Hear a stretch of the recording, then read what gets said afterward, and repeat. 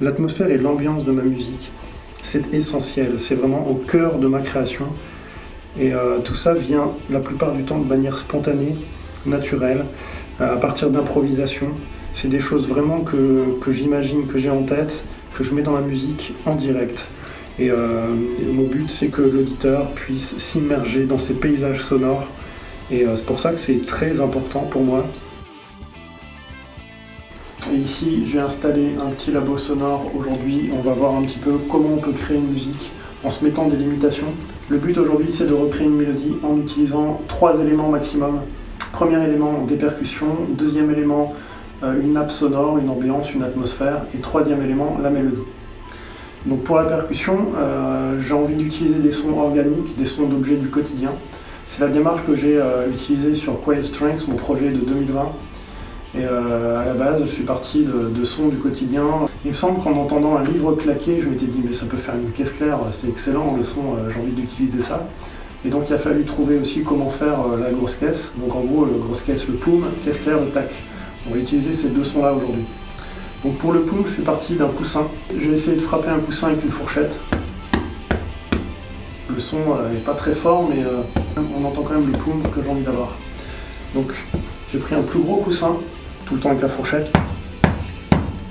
Ça commence à être plus intéressant. Mais comme j'ai des baguettes de percussionniste, donc on peut essayer de taper avec les 2 extrémités et voir un petit peu la différence. Ça commence à être bien ça. Voilà, là je retrouve le poum que j'ai envie d'avoir. Donc j'ai mon poum, maintenant il me faut le tac. Donc comme j'ai dit tout à l'heure, le livre c'est une bonne idée.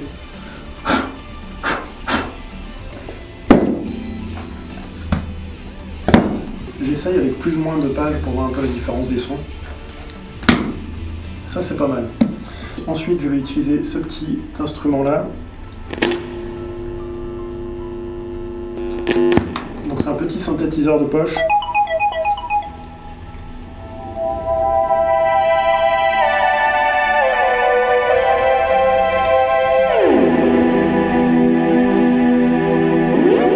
Marche avec un pavé tactile ici et on peut choisir plusieurs sons différents. Donc moi j'ai choisi un son que j'utilise très souvent dans ma musique. Donc voilà, ça c'est pour la partie ambiance.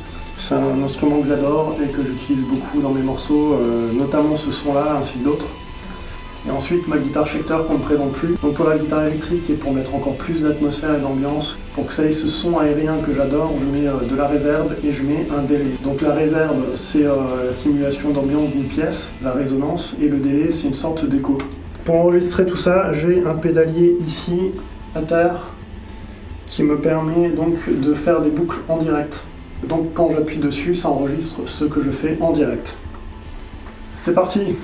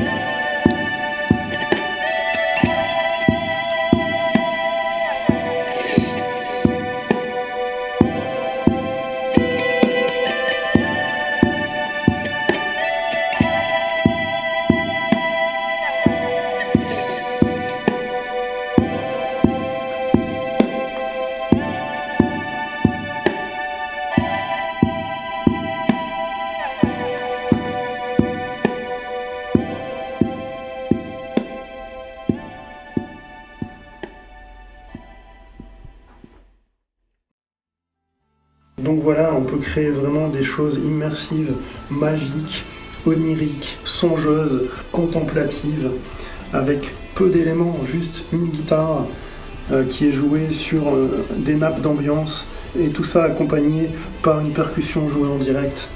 Et c'est vraiment une phase de la création que j'adore. Et c'est marrant car tel un pendule qui bascule de gauche à droite, ici on bascule d'une base qui est quand même très épurée, très dépouillée d'artifice, on va dire, vers quelque chose de beaucoup plus riche, avec beaucoup plus d'éléments.